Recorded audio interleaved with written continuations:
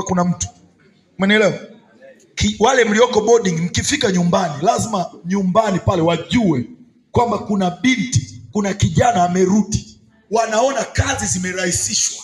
Hawadeki tena ila wewe ndio unayedeki. Hawaoshi vyombo tena ila wewe ndio unayeosha. Hawafagii uwanja tena wewe ndio wanaona kwa wewe kuja. Amen. Watu wengine wanajiuliza kwa nini baba alipaki pocket money zinazoeleweka? Ni kwa sababu hata wewe haueleweki. Haupunguzi mzigo wowote nyumbani. Haupunguzi shida yoyote nyumbani. Amen.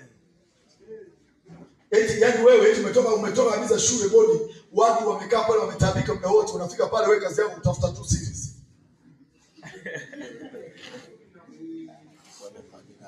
Mwambie jirani yako Mungu akupone. Fanya kazi. Sasa hilo ni somo lingine ambalo tunatakiwa kufundishwa kwa makafiri. Kazi na kijana. Maana tunatengeneza vijana wavivu. Hawafanyi kazi, mzigo wa kanisa, mzigo wa familia, mzigo wa jamii, mzigo kila kona. Tuache.